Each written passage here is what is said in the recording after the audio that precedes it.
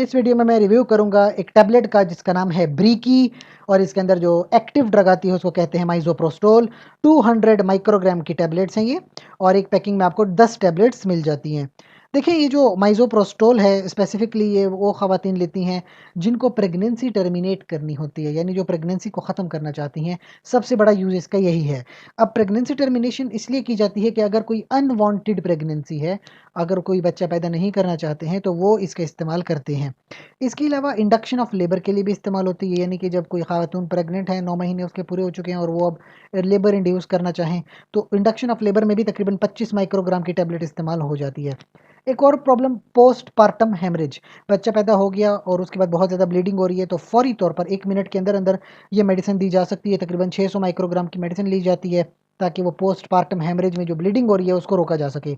इसके अलावा अगर कोई अबॉर्शन करवाती हैं कोई खातून और इनकम्प्लीट अबॉर्शन हो जाता है, यानी कुछ बच्चे के पार्ट्स यूट्रस में रह जाते हैं, तो फिर उसको ट्रीट करने के लिए भी 600 माइक्रोग्राम की टैबलेट इस्तेमाल होती है। इंट्रायूट्राइन फिटल डेथ, यानी यूट्रस के अंदर ही अगर बच्चे की डेथ हो जाती है तो इंट्रायूट्राइन फिटल डेथ को भी ख़त्म करवाने के लिए इस मेडिसिन का इस्तेमाल हो सकता है।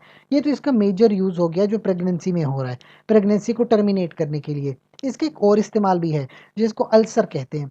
जो हमारा मैदा होता है ना, मैदे के अंदर कभी कभी ज़ख़म हो जाता है, तो अब ये होता है कि जो मैदे की जो वॉल होती है उसके ऊपर एक म्यूकस की लेयर है, तो ये जो माइज़ोप्रोस्टोल है ये वो म्यूकस की लेयर बनवाती है। तो अगर किसी को अल्सर हो गया है तो उस म्यूकस की लेयर को बनाने के लिए भी माइज़ोप्रोस्टोल का इस्तेमाल होता है। लेकिन यहाँ पे मैं कुछ वार्निंग के तौर पे आपको बातें बता दूँ कि जब लोग इसका इस्तेमाल करते हैं, एक तो बैक्टीरियल इन्फेक्शंस हो सकते हैं, दूसरा अगर किसी को ब्लीडिंग स्टार्ट हो गई है तो फौरी तौर पर मेडिकल हेल्प ले ले।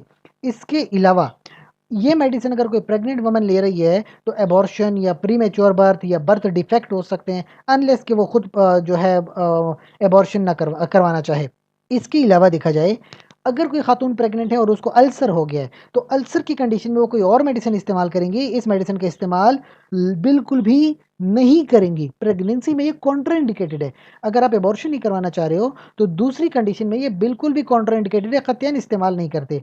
और ये मेडिसिन ऐसी भी नहीं है कि आप घर बैठे बैठे इस्तेमाल करेंगे, नहीं, ये एक ट्रेंड नर्स की प्रेजेंस में इस्तेमाल होती है, कोई सर्जिकल फैसिलिटी मौजूद हो वहाँ पे इस्तेमाल हो सकती है।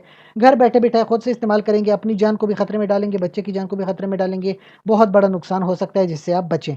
इसके अलावा हमसे कोई सवाल हो तो कमेंट सेक्शन में पूछें। साथ ही गुजारिश करूंगा चैनल को लाइक कर लें, कमेंट करें, शेयर करें, सब्सक्राइब कर लें। शुक्रिया।